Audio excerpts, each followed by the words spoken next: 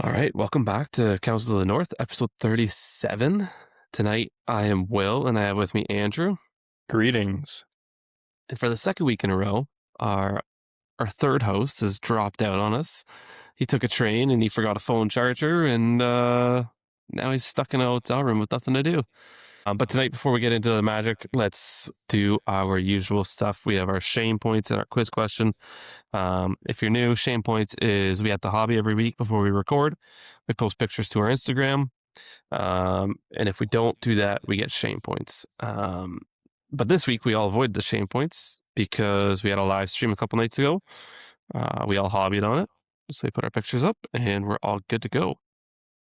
Andrew, what have you been working on recently? I haven't got as much hobbying done as I wanted to. I've been a bunch of stuff just like randomly coming up in real life, but I've been working on, I said this last time, I got 2 shamans done. I'm working on my second werewolf. I have 12 metal orcs made to order from years ago. I just got them all in sand. They're all drying. I'm going to go prime them, hopefully before the rain. And then I'm waiting to buy for specters to come back in stock. I'm going to buy those and the Witch King, the new Witch King.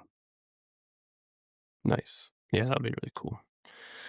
How about you, Will? What have you been having on? For me, I started painting out some of my wife's army's bases, some Rohan, some Shield Maiden army stuff. Nothing crazy. I've been in a slump hobby wise, so at least the live stream got me to do something. I really got to kick it into high gear here. I still have like a table full of terrain that I need to paint. Don't remind Josh about the terrain he gave me. We both have terrain that needs to be painted. But yeah, we'll see how it goes. But shame points, everybody avoided it this week. This weekend coming up, I'm playing my shame army list, the Goblin Town army, 66 models at 650 points. Showed it to Chris Weens for providing the army for us. But I think it was on YouTube. I actually got a nice little bit of advice from, I believe it was Northern Dragon. I might have butchered that one, but he ran through kind of Goblin Town, what he thought of it, what the problems were. So now I kind of know what I'm looking for when I'm going into the weekend. So that was pretty nice to get some idea. I've never played it before. We're gonna see how it goes. I'm gonna set a bar. I'm gonna set a bar high for myself. I'm gonna shoot for 3-1 with Goblin Town. 3-1. I'm that's typically my goal, and I'm gonna keep my goal even though the list is not what I would usually play. We're gonna hit it. I think you can do it. Yeah, we'll see. I think it depends a lot on the scenario draw with that list, but yeah, we'll get her going. That's shame, our shame section. How about our quiz section, Andrew? I believe we're taking up a question today. We're taking up this week's question on Are You Smart, Are You Zach? The question for the last 2 weeks was, what is the most expensive model with the fearful rule? We don't see fearful too much. Will, you had a good guess. Do you want to tell everyone your guess? I thought it was going to be, I know Bard's daughters were fearful, and they grouped them all together this edition, all 3 kids into 1 points value. So that was Bard's my guess. family. Yeah, that was my guess. That was a good guess. That was the second most expensive at 60 points, Bard's family. And I believe someone else guessed that as well. So good guess. We had a couple other guesses. Some people guessing silly things. I appreciate you commenting. I appreciate your effort. But the correct answer was, and Zach didn't even bother answering. He was too busy talking about trains. The correct answer was the Master of Lake Town at 70 points. And we had one person get the right. It was Gamer Hausa. I don't know if I'm saying that right. So please correct me. Leave another comment and correct me, actually. Congratulations. That was the right answer. This week, we're sticking with game lore. We got game lore, game knowledge. Yeah. We always hear about, we all know what Burley does. It's when you can use a 2-handed weapon without the -1 to your dual roll. Very good rule. And we always talk about good models that have it. Khazad Guard, Helm. Elendil doesn't have it, but he should. Anyway, lots of good models have it. But name one or more evil models with the Burley special rule. I know one off the top of my head. Yeah, you should know one, but don't say anything more because it's going to spoil it. Actually, I know two. Okay, well, there you go. Yeah. Not too hard. This one's people should. There's a few. There's not Let's many. see. Whoever can name the most wins. Yeah, whoever can name the most. Nice. That's a good show. That is this week's question for Are You Smart or Are You Zach? Leave a comment below. And while you're at it, throw a like and a subscribe. Why not? Oh, here we go. Here's the Follow us on Instagram and Spotify. That's literally the next thing on the page, man. Nice. Yeah, so subscribe to us on YouTube if you haven't already. It's a cool free way to support us. I'm going to mute my phone so it doesn't ding the rest of the episode. On Spotify, comment, rate us, whatever you got to do. Instagram, we do post a lot there because we post all our Shane pictures. We post some when we go to tournaments. We try to post some pictures and stuff. That's Council of the North on Instagram. We post reels on there as well and shorts on YouTube. Yeah, reels. Funny like, moments. What, 2 a week or something like that? Yeah, for now, till somewhere around there. Slack off. Yeah, 2 weeks. And then lastly, we do have a Patreon. If you feel like supporting, we appreciate anything. Update for some of our patrons. There is dice on the way. Should be here the first or second week of April, and we'll start sending them out. But Patreon, we don't really hide much content there, but it does have some perks like voting on shame lists, submitting questions and lists to our monthly live streams. A couple little small things. So if you want to support, head on over there. Before we get into the meat and potatoes, I want to shout out a couple of comments from the past couple episodes. The past couple days we've gotten. There's been some good comments going on. Yeah, one of the ones was on Spotify that I want to shout out. And it was back on, it just happened a couple days ago, but it was from an episode 33, which was a while ago. But it was Mike Collins catching up. In that episode, we talked all about tournaments, our favorite tournaments, how people should travel to tournaments. And then he called out Andrew. He said, encourage traveling to events, eh, Andrew? Cough, cough, March 14th, critical hit. Always the overnight ones are my favorite for traveling. One of my favorites still to this day is Hot Lead. Always loved it and really enjoyed the good versus evil theme too. So Andrew, you told me that you weren't going to go to critical hit on March 14th. And then Mike Collins called you out. Are you going to be there this weekend? I'm pulling a Zach. I plead the Zach.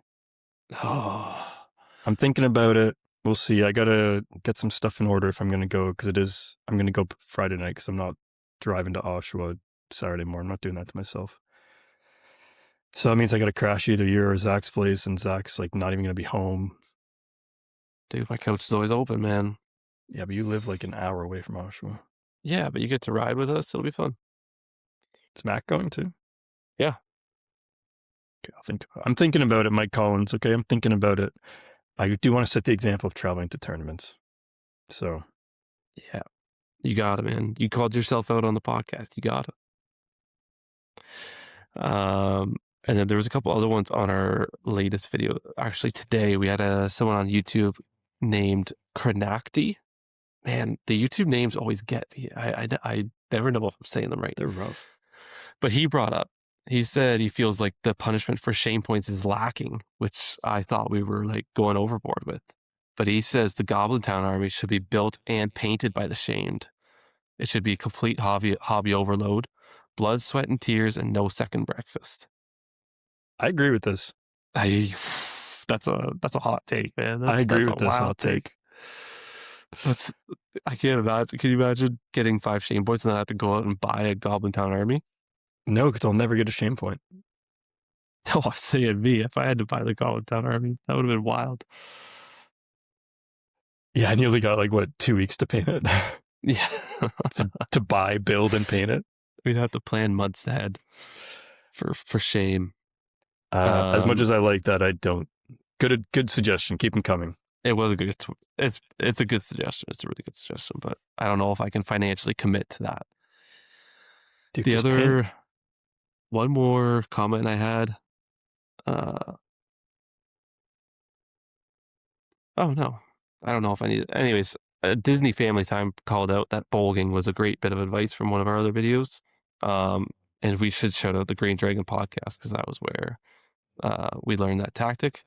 And he said, can imagine that working well with different heroes if you're playing right with the fight vibe. So shout out to a couple comments this time. Maybe we'll start doing that, add it to our usual thing. Shout out a couple comments each episode. But otherwise, let's get into Magic. Let's You talk ready, Andrew? Magic. Dude, for those who don't know, I went to a tournament this past weekend where I played the Witch King. So I'm ready to talk about Magic. I feel like I'm kind of just taking over right now. You're just going to have to deal with this. I feel like we haven't seen Magic very much this edition. It's kind of taken a backseat.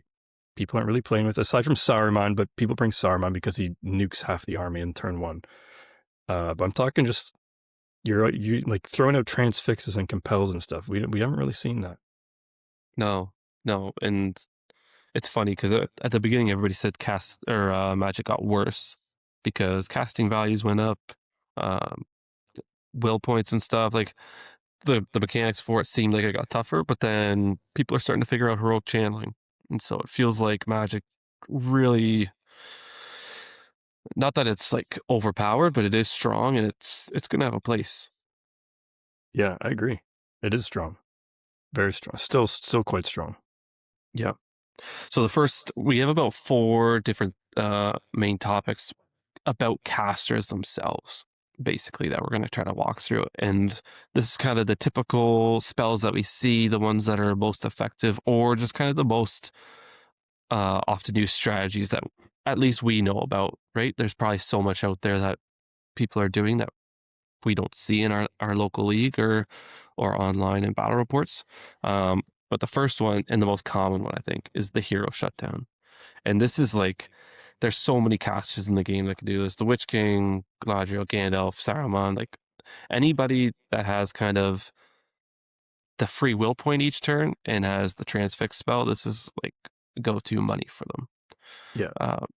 And so what do you think about the hero shutdown, the transfix, the Aomir that charges in turn 2, gets transfixed, next turn charges in, and then gets transfixed, and then again and again and again. Yeah, it's incredibly powerful. Throughout all the editions, it's been powerful. And this edition's no exception. I even this weekend, yeah, there was times the list I was playing was kind of Magic Overload, where like I had paralyzes and transfixes, which paralyze, effectively you're doing the same thing, just it's way worse.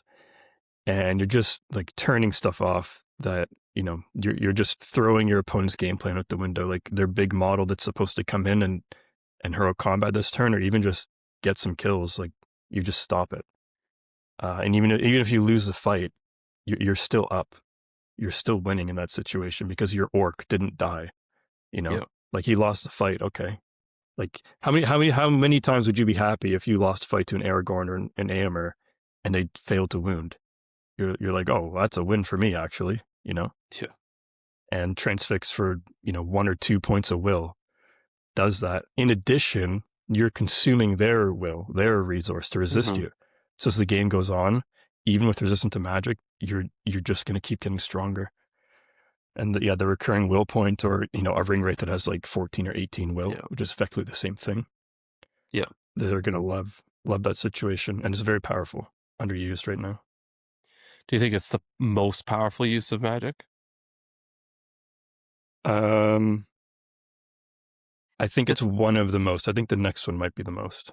Yeah. It's situational. It could be. It could be the most. Depends on the hero. Yeah, I think it's definitely the most common use of magic that we've seen. Yeah, and then I guess we could talk a little bit about the other side of it too, because the transfixing is so simple, right? Like, who's the biggest hero? I'm going to toss transfix at them turn 1, turn 2, turn 3. Like, we're just going to keep doing that and annoying them, right? When you play into something like that, like, how do you look at models like Saruman with an 18-inch range, or Witch King with 12-inch, Galadriel with 12, like, it's such a large bubble for the casting. You can't really avoid it because the lines are going to crash and they're going to be there. How do you play into it? From a infantry, if you're like playing battle line, you kind of can't. You gotta you have to get value out of the turns where you either resist it or they fail to cast it. Like that's the turn where you have to call heroic combat and punch through the line.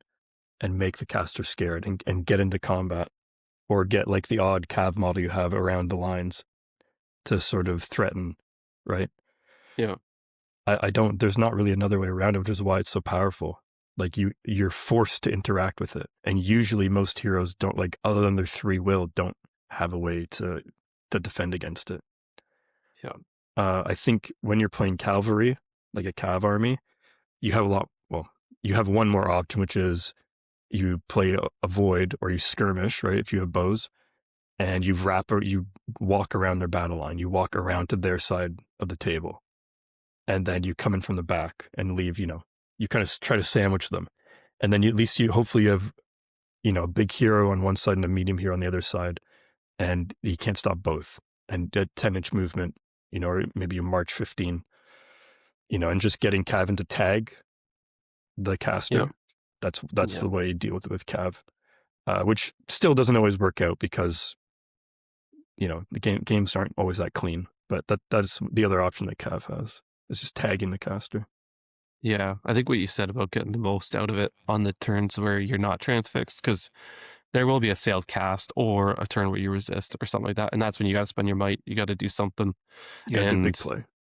the only other option is if you have, a mounted hero or something, like turn one, you can look at, I'm going to resist this spell on the first turn of combat because I need to. And I'm going to call the roll combat. I need to get through the line. I need to get to their caster, right? The only way you're going to really shut down the transfix is if you're going to be able to win priority, win move offs, and be tying them up, basically. Yeah.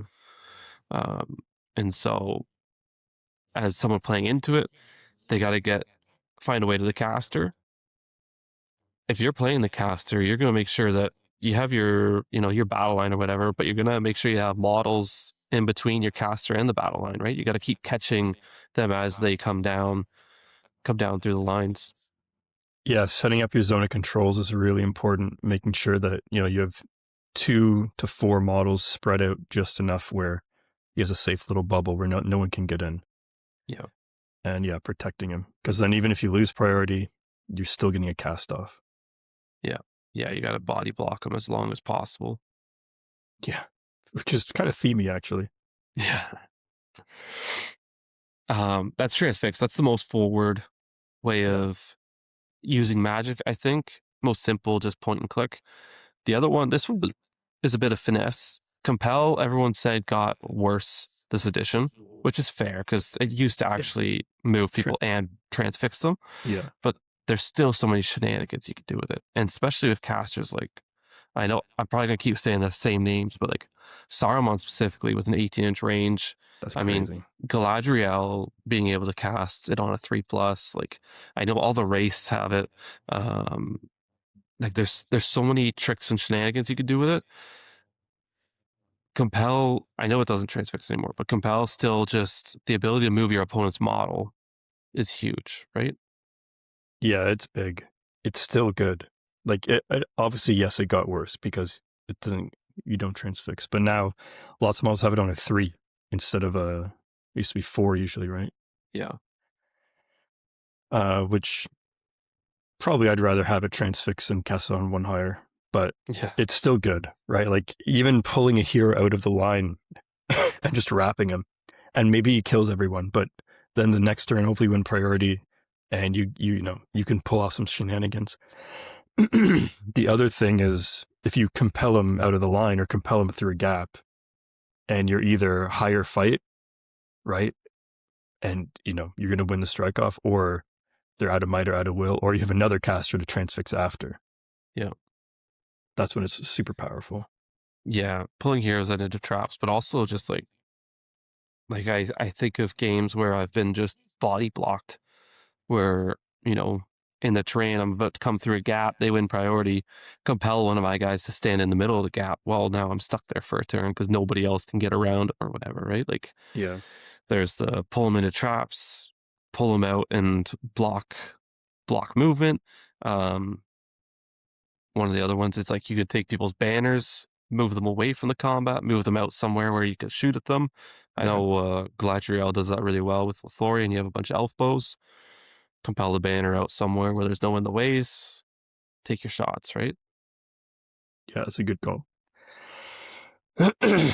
I know this weekend I compelled a Silidan out from hiding through some lines and then got the Witch King in on him, which was Yeah. good use there of compel.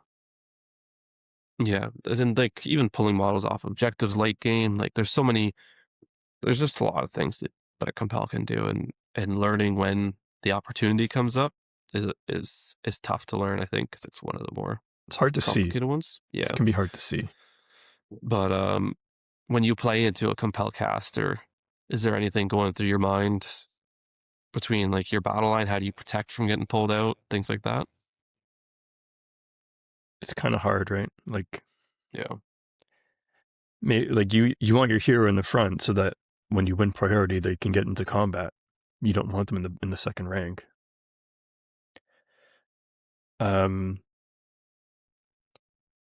Yeah, because the thing is, if your hero can get out, right, then they can compel them out. But it's hard. Just being very careful with your positioning. Like,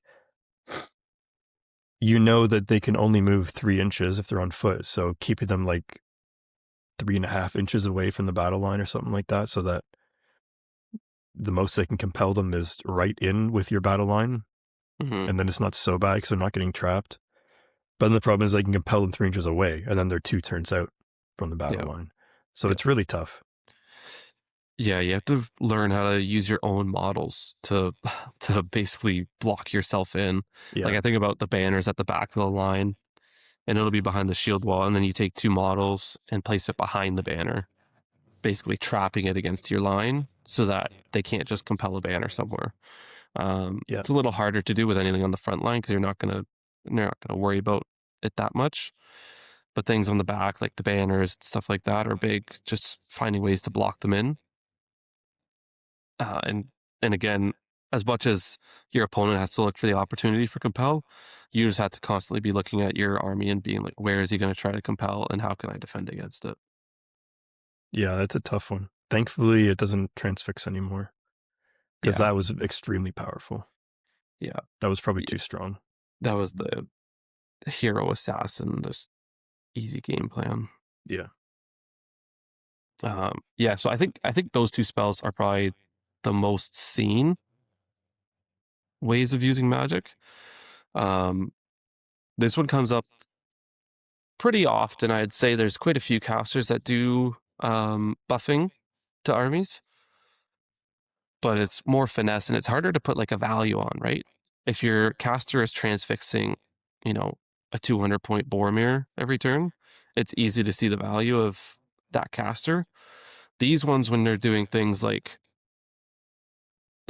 Drew's Egg, there's Brogir to an extent, Celeborn, the ones that are throwing up writhing vines or enraging beasts or even fury for your army, they're all spells that are doing things, but the actual outcome is a little more difficult to measure. So I feel like they get forgotten a little more. But these are basically buffing casters with blinding light, things like that. What's kind of the most annoying spell that you've ran into that disables something you do or shuts down a part of your army from a buffing spell? I mean, does Wrath count? Yeah. Wrath I'll, of I'll, Brunnen is brutal. That is a brutal spell. When it goes off, it goes off. That's a brutal one. Blinding Light can like throw a huge wrench in your plans, but then you're playing a shooting army, so you deserve it. Enchanting Blades is another one. I feel like we don't see that very much, and Mhm. I should have even used it this week. I'm thinking of like 2 games I had where the Witch King, rolled 6 dice or 8 dice and got like 1 wound, right? But with Enchanting Blades would have really helped me there. I feel like we Yeah. don't see these enough to even be able to comment yet, this edition at least, but we know that they're still good. Yeah, it involves more moving parts, right? Like Yeah. enchanting blades is great to cast, but then you still have to have somebody who's going to go in, win a fight to be able to benefit from it. Yeah. Yeah, I Yeah. know. Writhing Vines, I don't think I've ever played against of you. Once, but it didn't matter too much. I was playing all infantry, like he was doing other things. He was in Raging Beasts and stuff. It was Druzak that I played against. He was in Raging Beasts and trying to look more for those plays, Mm. but I'm looking to start playing a little more Magic, specifically Druzak in Assault on Lothlorien. I'm about to get Musgur and have that army set up. Also, getting the Dark Marshal. I'm going to be looking at playing a little bit of Army of the Great Eye with him. So I'm excited to kind of find my own way. I don't play Magic a ton. I've never enjoyed it, but I'm going to get into it and try to enjoy it a little more, especially because we don't see it very much now. It's going to be cool to kind of bring stuff that nobody else is really doing. We see like the Witch King on Fell Beast a few times in Minas Morgul, but we haven't seen like a lot of different casters other than Lothlorien.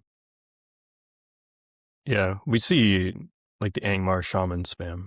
We see that. Well, we saw it once when you took it. Well, I mean, we've heard about it in Oh, GPHL yeah. quite a bit. There's been lots of content out about that, but otherwise, we haven't seen much Magic at all this edition. No, Besides it has Saruman, we're not counting Saruman. Saruman. Gandalf the White, I guess we've seen a ton as Yeah. well, but he's in his own little category of the little beat stick caster. Yeah, but those two casters are different because the list is good. Like, not yes because of them, but you have to bring them. It's not like I'm going to play the Witch King and have kind of a risky big hero, but he's going to be, I'm going to focus on magic basically. Yep. Whereas with those ones, you're like with Saruman, you're like I have a million 4-up shoot dudes, and then whatever list Gandalf's in, there's other good stuff in the list as well. You're not just bringing it because you want to play Magic. You're bringing it because that list is overall good. Yeah, 100%. So we've talked about Transfix, we've talked about Compel, we've talked about kind of buffing casters. Oh, actually, like how do you protect a buffing caster? I know it's kind of what we talked a little bit earlier about, making sure you have lots of models so that people can't just heroic combat to them. Is there anything else that you really do with buffing casters in your mind that matters? It depends on the spell, right? Like for Enrage Beast, I think you want to do things where you're getting rid of the beast, right? Like the enraging wargs or warg chieftains, like hero combating into a chieftain or something like that when the turn they're not enraged, and just trying to delete it from the board, even though normally that wouldn't really be the best play. Yeah, Stuff like that. Because if they can't cast Enrage Beast, then they don't have the beast and they don't have the spells to make use of their points for that either. Yeah, that's a good point. If you can't get to the casters themselves and take away the tools that they're trying to buff, right? Yeah, or like for Enchant Blade, shutting down that hero early that they want Enchant Blades on. If there's a turn that they're out of position or don't have it casted, maybe play a little bit risky and try and go for it. Take out their horse or something. Yeah, and then as for kind of playing the casters themselves that are buffing, I think it's pretty typical. They're always going to be behind the battle line. They're always going to be hiding behind a building, popping out, cast their spell, pop back. They're Even never more going to. so, right? Because it's not like they can walk out and be aggressive and transfix the big thing and be like, okay, now you got to win priority and maybe a heroic move off before you can get to me. Yeah, exactly. What do you? So that's kind of some casters and how we cast spells. The last thing we wanted to talk about with casters specifically before we get into kind of, I guess we've talked about how we play against them a little bit and stuff, but what about how bad does it feel when you have a caster that's spending will points and failing casts, right? Really bad. It feels really bad. Or the opponent just resists every spell. I'm getting flashbacks to this weekend. Let's hear a story for the weekend. Oh, I don't deserve to be feel bad because I was playing double bear white in the Witch King. So save your sympathy. But I was casting paralyzed on 3s and 4s on 2 dice all weekend. And my opponent's like, all right, 2 dice. Oh, I got 4. I'm like, okay, well, fair enough. And then I'm a turn behind, right? I'm like, well, okay. So your hero's doing stuff against my dirty orcs they can't get anything done on their own. Yeah. It's brutal. Or the Witch King actually performed well with magic, but Yeah, like the odd time where I'm like, okay, 2 dicing a 3-up transfix, and you roll 1 and a 2. It's like, I only have 4 might in this whole army. I'm not spending it on a transfixed mighty into a 3, so you can resist it on a 3. That being Yeah, said, the new rule where if you resist on a nat 6, you get the will back, I think is a good rule overall. that's not new. It was in last edition too. Oh, well, I forgot about that, but that is a good rule. It should Yeah, stay. It should yeah, continue to be in the game. That is an example of the game getting even better than it already was. yeah, yeah, 100%. Yeah, I don't play Magic a ton, but I played Drew's Egg a handful of times, and when you're Enraging Beast on a 3 plus, and you're just throwing one will at it, and you're rolling a 1 or a 2 each turn, it'll It's just brutal. make you so angry. Yeah. Um, 3-up, if you want it off, you got to throw 2 dice if you really want it off. yeah, yeah, it's tough with those casters that have just a limited will pool, right? Like Yeah. Drew's Egg having 5 will points. If you throw 2, then you're like you could do that twice technically, and then he's only got 1 left, right? Yeah. Like compared to playing wizards with the free will point a turn, or a wraith with just a crazy amount of will. It's really tough to manage your will and be able to do it efficiently and well enough that the spells go off, right? Yeah. Yeah. Managing your will is a bit of a balancing act on both sides. Yeah, let's look at that for a little bit, because resisting spells when most heroes only have 3 will points, or most big heroes that are going to be the targets for transfixes and things like that, only have 3 will. How are you spending your will points? Yeah. So this is something I've thought about quite a bit playing Rohan, especially like the biggest Rohan hero, right? Like 185-point hero. And Rohan has no magic resistance other than their 3 will usually. And excuse me, it's so frustrating to be like, okay, I'm casting this transfix. It went off on a 6. Like, do I even bother? Like, Yeah. it's just like the first turn of magic. Do I even bother resisting it? Do I just stay out of the fight this turn? Like, I only have 3 will. What if he black darts my horse, right? Do I want to resist that? Like, I know I got fate points for it because I'm horse lord or whatever, but what if I don't, right? What if I'm not playing Rohan? It's just like, it's very, very limited, which is why I think magic is underutilized, because once you wear down the 3 will, they're at your whim. You're like, I want you to not do anything. I want you to move 3 inches that way. I want to, throw black dart at you or whatever. Like, they're just taking it. And it's OP stuff. Like, you can't activate this turn. Like, okay, that's ridiculous, right? Yep. So I think if they cast it if a spell goes off on a 4, right? You throw 2 dice at it to not guarantee, but have a pretty good chance to get a 4 on 2 dice, right? Yeah. If they cast it on a 6 and it's devastating, you have to throw all 3.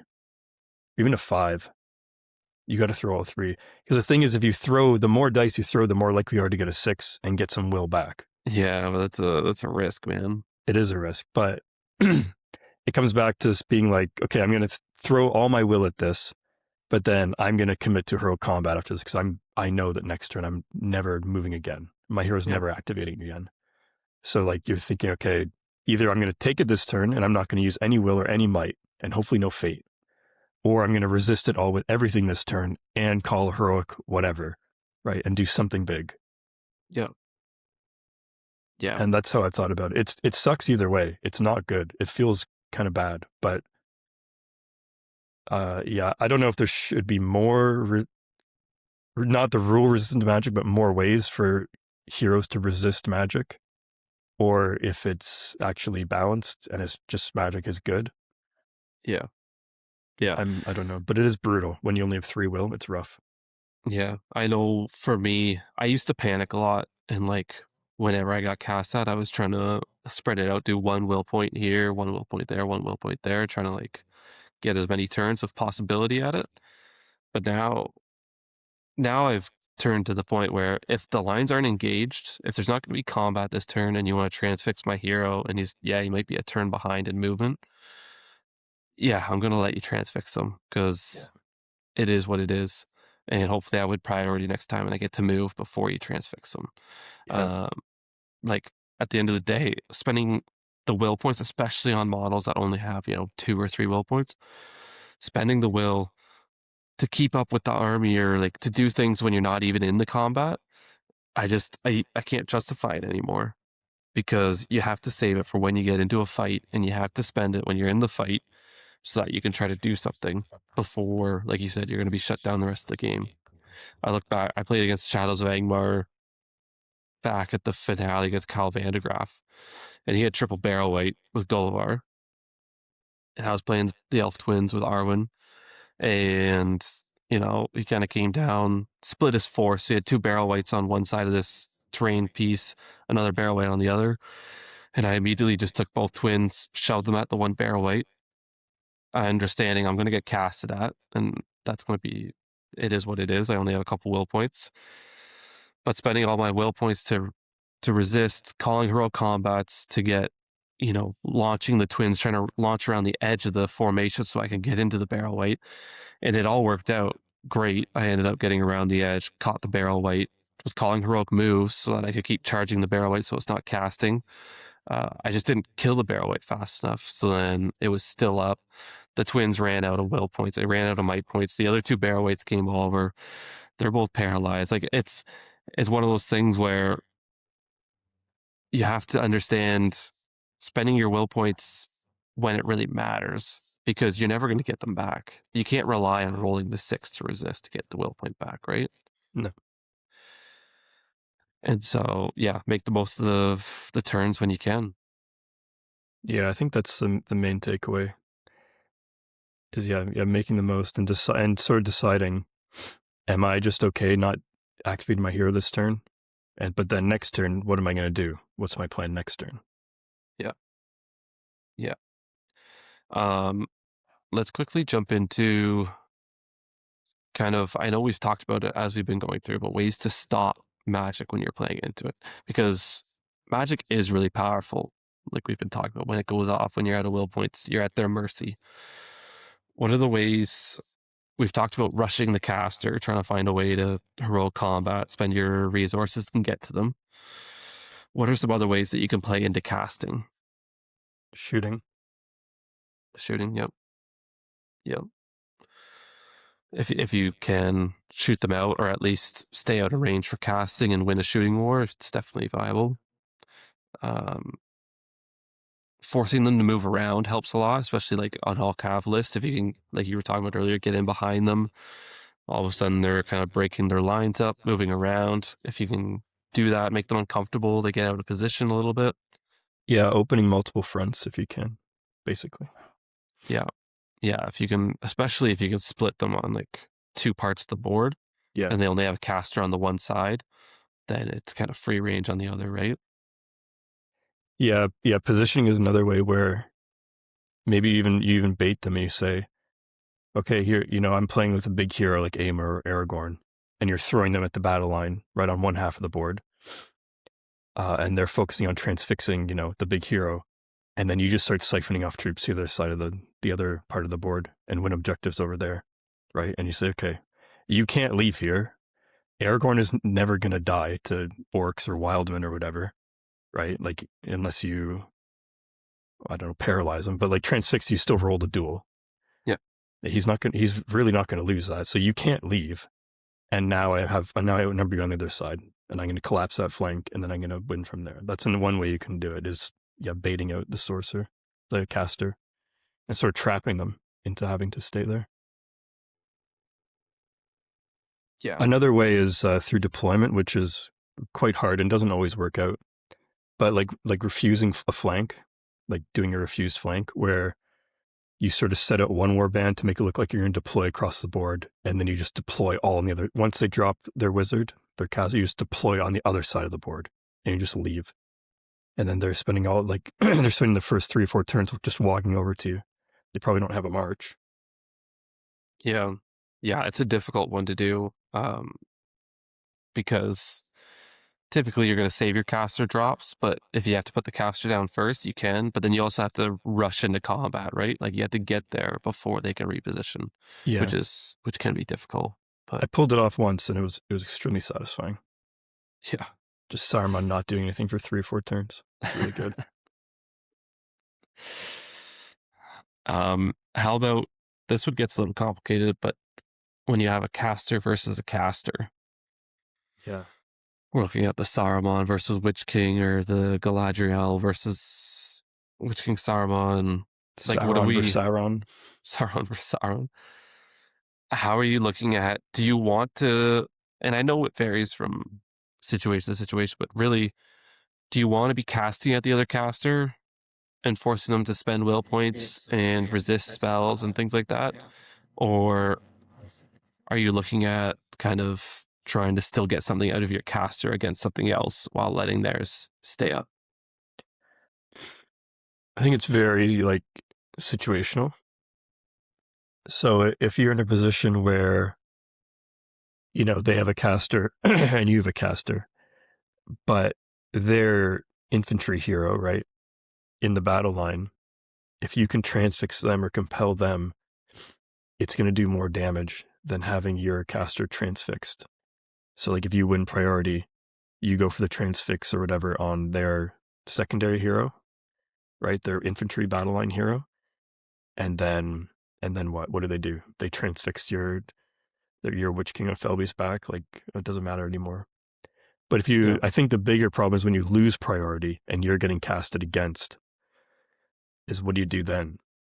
Because then you're reacting, and Magic isn't very good at reacting. It's good at taking the initiative. Mm-hmm. There's hardly any defensive spells other than like getting fate back and stuff and getting will back. But that's not what I'm talking. I'm talking about like you can't untransfix someone, right? No. Yeah, Magic feels like, as with many things in this game, all things in this game, but priority affects it hugely. Where if you get the priority advantage, especially in a caster versus caster situation, you're going to be ensuring that you're getting the chance to cast your spells, and that second person either might not get a chance to cast, or it's too late for them to try to protect their hero. There's a bunch of possibilities with Magic, right?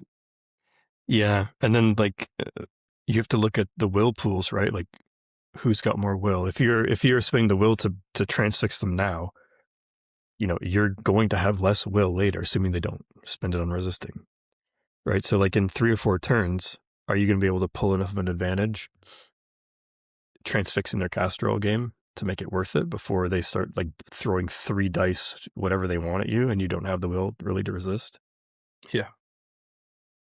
3 dice sorcerer's blast or black darts, whatever, or just transfixing you on 2 dice and you're going to be transfixed the rest of the game. Yeah. Yeah, Magic's Yeah, such a it's a tough fickle. one.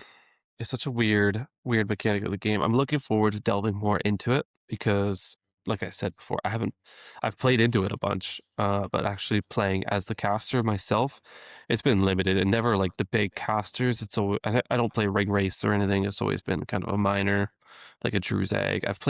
I used to play Lothlorien last edition. I had Galadriel a couple of times, but that's just when you get to just transfix somebody every turn. It's not like the complex version of casting, right? And so hopefully we see Magic. I'm starting to get bored of just hordes and heroes. So And it'd be monsters. nice to see, yeah, and monsters. It'd be nice to see Magic kind of take an uptick and start shifting the balance a little bit. Magic I don't. against monsters actually, like if someone brings like eagles or whatever, and you've got Mhm. 2 castles that can transfix, like that's pretty good. Shutting down 2 eagles, even Talk 1 about eagle. talk about how hard it is to protect a caster against an eagle army, though. Yeah, but against trolls aren't good to begin with. But Hurl has made protecting casters a lot harder as well because, like, I still think it's ridiculous just to have like this sniper shot over the lines. It doesn't matter how many people are in the way; they're gonna hit their target if they pass the intelligence test. It makes it super difficult, which is when you have to start utilizing terrain, hiding behind buildings, finding ways to stay safe. Yeah, But it's just not easy. Barged even lets them yeah. get to you quicker, right? At least Barge, you can kind of play around. You can shove enough models in places where they can't quite get through. Yeah, yeah. But yeah, Um, hurl should probably be less distance. I think if I was to make a suggestion for that. Less distance, or just yeah. I don't or in the ways for the hurl or something like that. Like if they're gonna throw over top of 5 people and it's gonna land directly on the one guy that's standing in the middle of a group, at least make it a little. I know there's an intelligence test, but at least make it a little more difficult to sniper rifle people off the table. Yeah, it does feel kind of strong, doesn't it? Yeah. But we're talking about magic today, not monster brutal power attacks. One thing we did touch on, which is a big part of magic, the heroic channel, which is spending a might point, and you get to cast a spell, and it's automatically cast on a 6. When it's so hard because every caster is different. But what do you think about heroic channel in general? Do you think it's a good use of a might point? Yeah, I like the change to channel where instead of you spend a might point to make the spell better, which was last edition, you just the spell is a spell and it goes off on a 6, and you're using a point of might and a point of will. I think that is a good change. I think it's good. It feels Yeah. good. It feels like it's worthy of a point of might. Yeah. What about scenarios where we're talking about the transfix shutdown? So let's say you're playing against a Boromir on horse, fully kitted, and he's charging down the line. He only has 3 will points, and you got a ring wraith or a witch king, something in the back lines that's got transfix compel. Are you tossing the channels first, or are you saving them for guaranteed casting later on?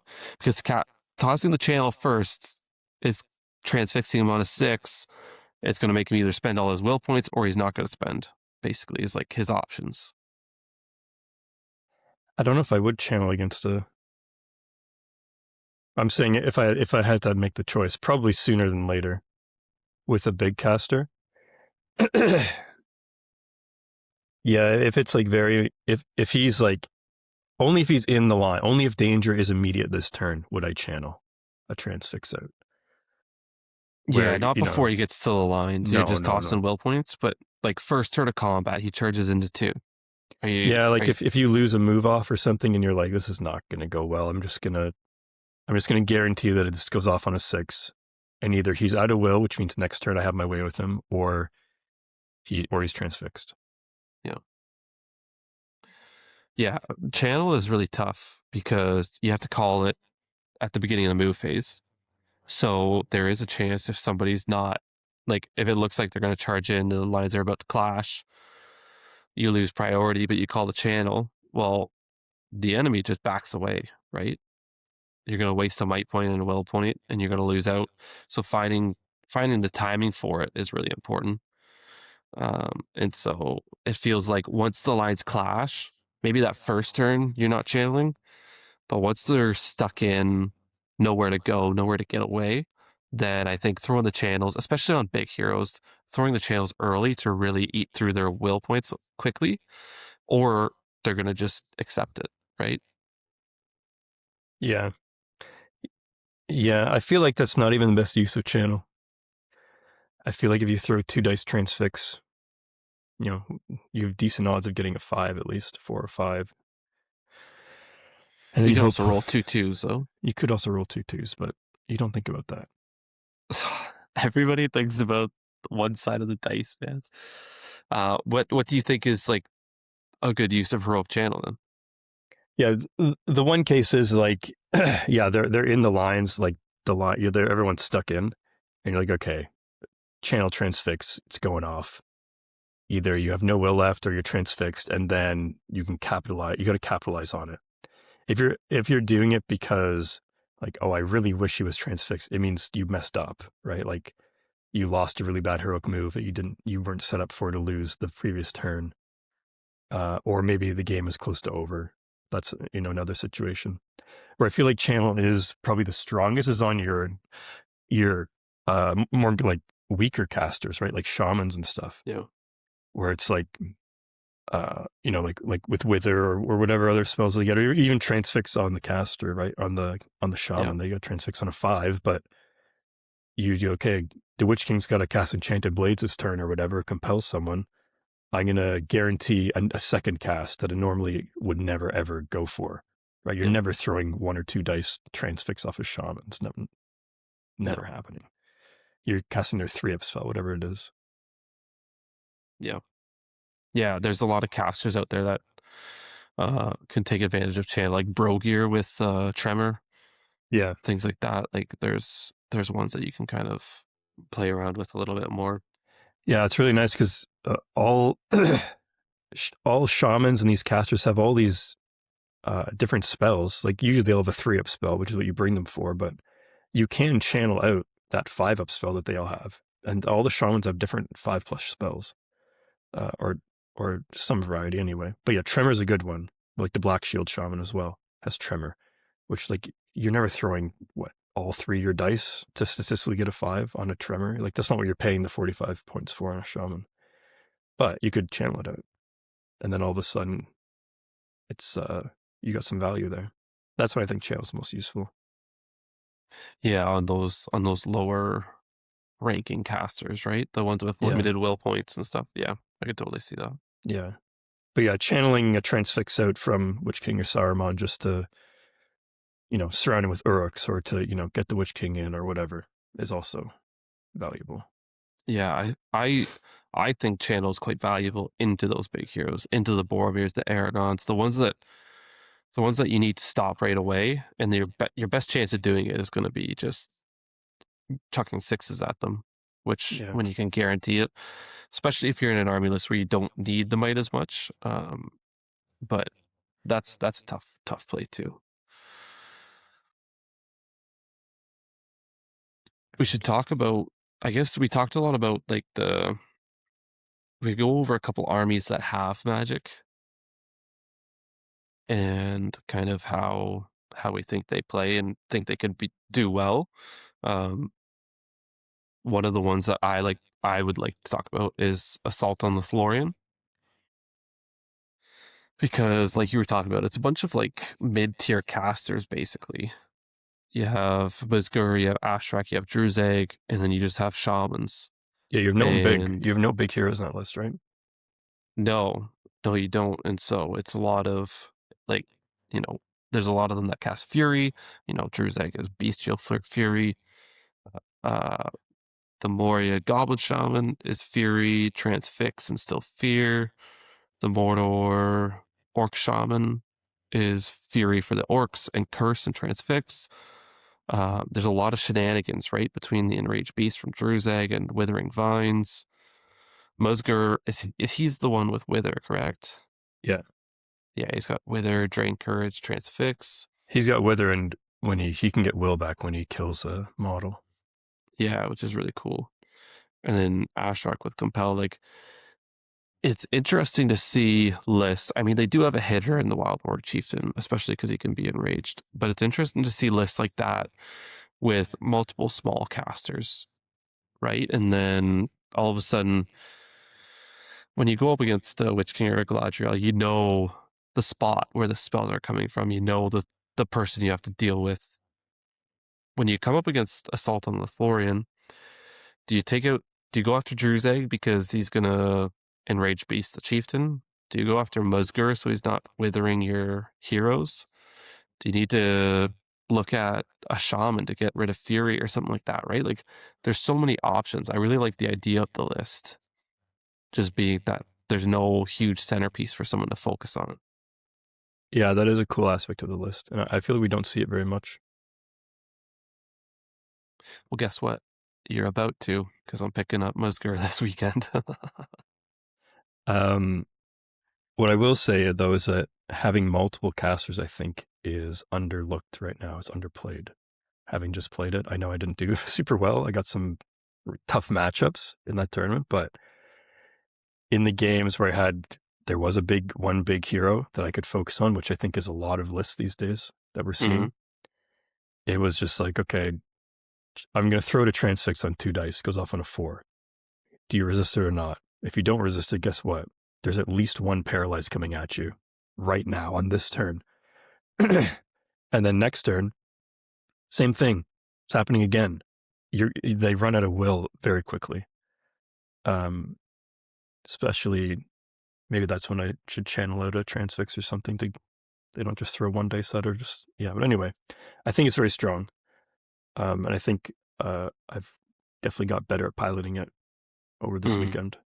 Yeah. It's not like I've played with casters before, but yeah, it is. It's not super easy to pilot. There's a little bit more forethought than just pushing your lines forward and just smashing together.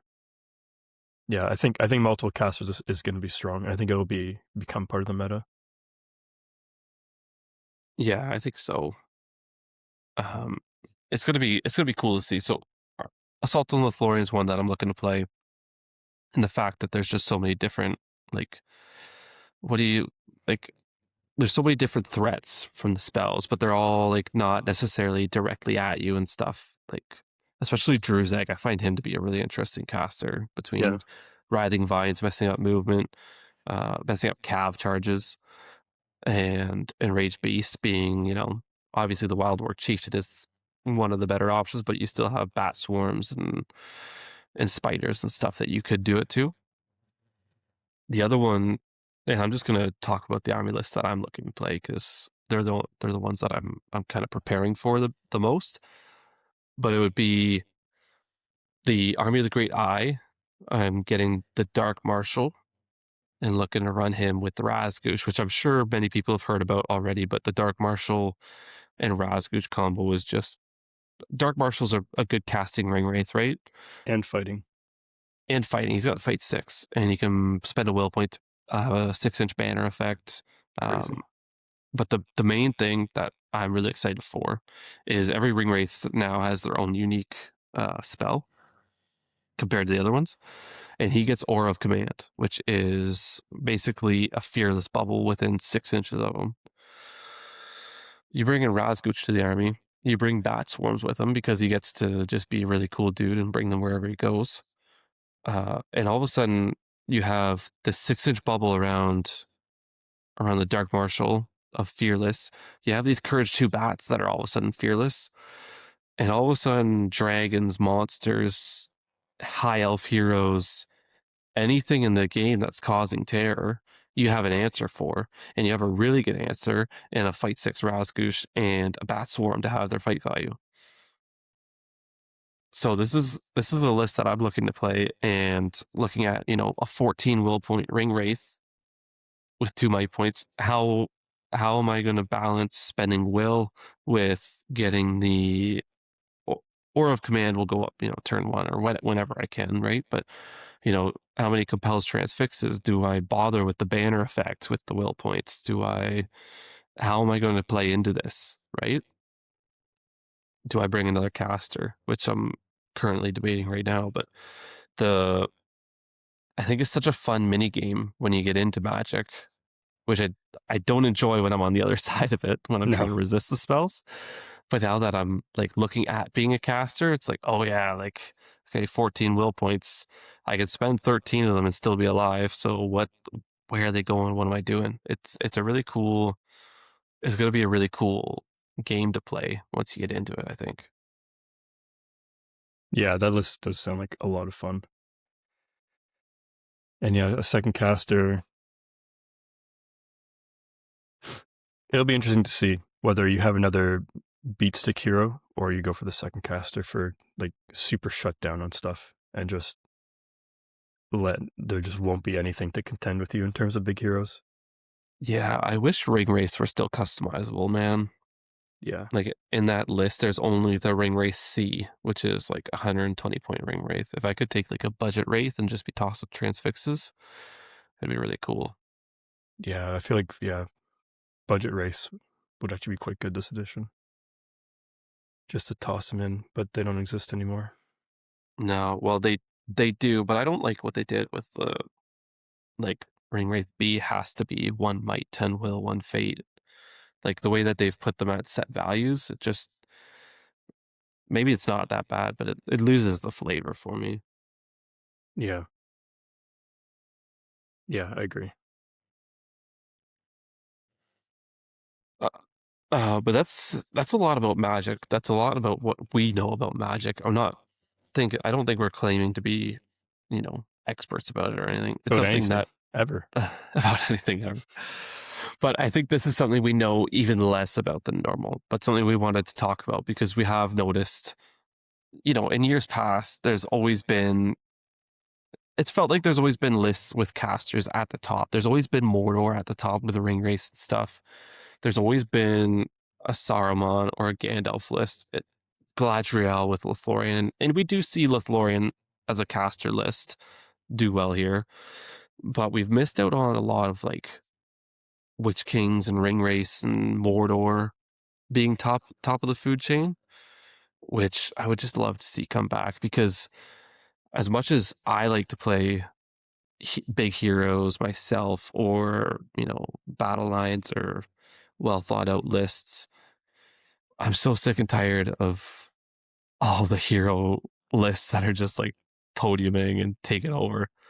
Um, the one thing that does do well now is hordes. And I guess a question for you would be, how do you play into a horde when you have a big caster and there's no big model to cast at? Uh, well, this is a good opportunity to shout out our latest minisode, Stop Losing in List Building. If you're going to play a Magic list, you got to think about what are your options when you come up against a horde, when you come up against, I guess the goblin spam is kind of irrelevant, but hobos, right? Or whatever other kind of spam people are bringing. I mean, taking out their hero is still good. The problem is, like, if you're playing a Magic heavy, well, that's not even always true, right? This is what I mean when I say, like, Army of the White Hand doesn't really count as a Magic list because your troops are either Horde or you're playing Urukai, which are going to be able to chop through everything. So that one doesn't kind of count. But in terms of, like, if you have orcs, right? Or if you just have, like, some Wars of Minas Tirith and you're playing Gandalf, right? If you have Gandalf the White, you're not outnumbering anybody except No. like the White Council, maybe, or Beornings. And yeah, you just have to you have to be very, very careful. It's tough. I'm, It's I'm genuinely like a counter for a reason, yeah. right? A good I'm, opportunity to call it our rock paper scissors episode, oh, where here we go. we talk about how hordes are good against magic, but can suffer against big hero lists or monsters.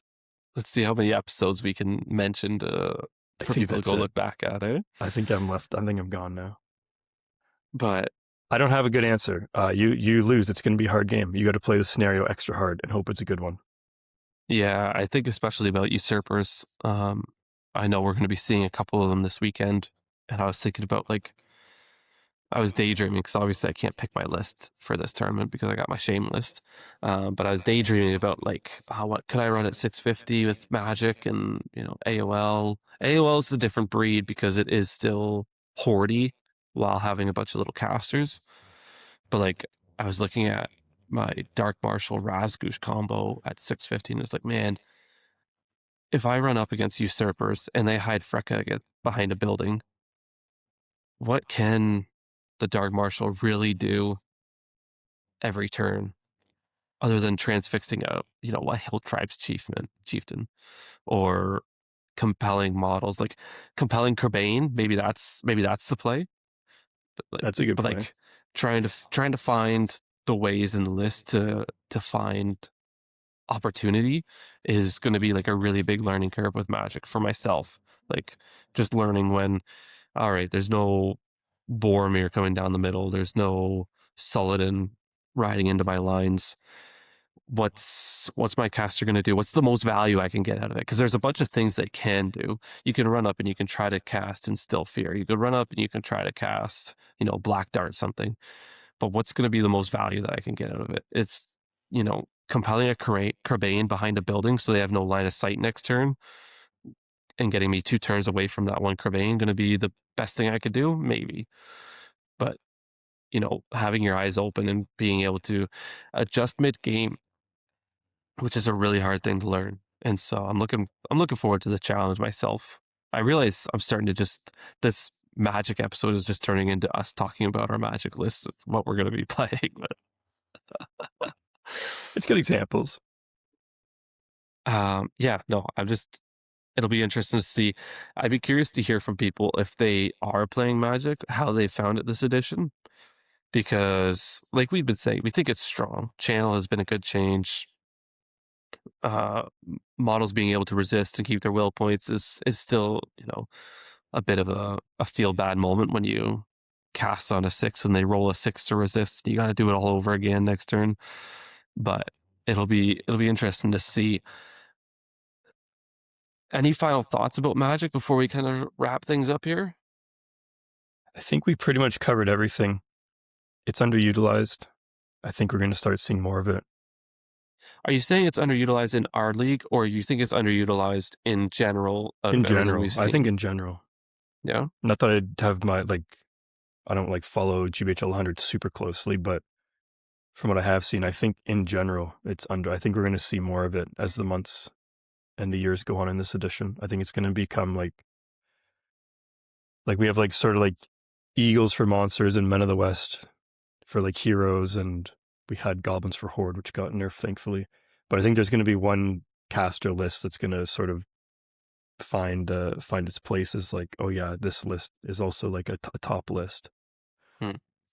I think. If you had to bet, what caster list are you betting on? I think Host is a decent contender, but I think Shadows of Angmar is better just because you have Gullivar. Yeah. And then you take 3 Bear Whites or the Shaman spam. Yeah. Yeah. I think Shadows is technically better. But I like playing Host. I'm not a huge fan of Gullivar, to be honest. But He's I think it's a tough better. one to use for sure. I'll never forget being able to kill Gullivar with Arwen in one turn. That's still a highlight of my life. Thank you, Kyle Vandegraff, for giving me that highlight, because it's the most unreal moment of my life. As unreal as it was having 5 dice to win Gullivar and getting 2 6s and 2 5s, as impossible as it was. Oh man, it felt so good. It's That's that's the high. That's a high of my gaming career. It's payback for when he one-shot my Balrog. Jerk.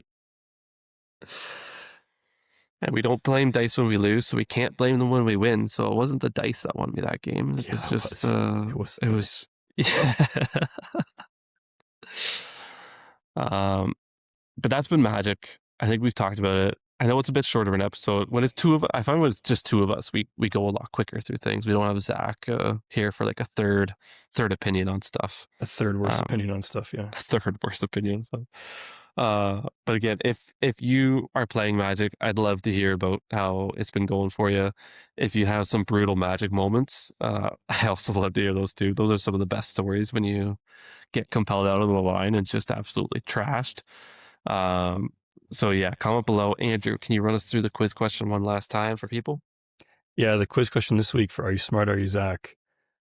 I should open my Here we notes because go. I've forgotten. Name an evil model with the Burley rule. And I guess we changed it to name as many as you can with the Burley rule. Evil only. We know about the good Burley models. What are the evil Burley models? I got 2 guaranteed, locked and loaded. Well, it's locked in at 2. Can you beat 2? I'm gonna try to beat 2, but I know I have to. Try and get 3. Man. Try and get 4. Evil's hard. Yeah, I think it's a creative one. Can I give a hint about where mine are, or should we just leave it? No. Oh, okay. These guys got to comment on their own knowledge. Not even for the people who have made it through this rambling episode, they get a little hint. All right, give No, them. okay. Give them a hint as a thank you for making it this far. Yeah, okay. Both of the profiles that I'm thinking of are from the southern region of the map. There you go. All right, that's still vague, but it's pretty. There's people, right?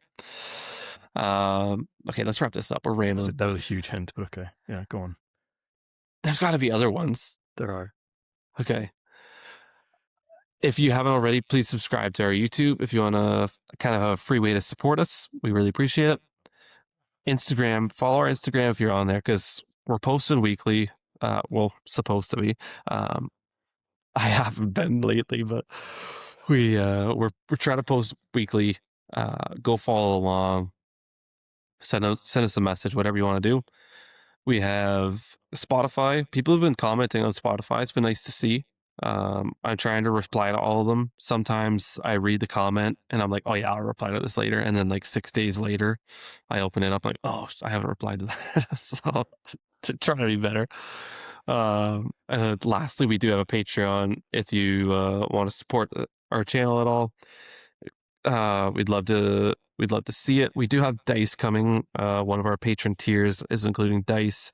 So first or second week of April. I haven't had any more updates since, but that's what we heard last. So hopefully we'll get those. We'll start sending them out. And I think that's it for me. Andrew, any last thought? Paint your models. Paint your models. Paint your magic models. Paint your casters. Nice.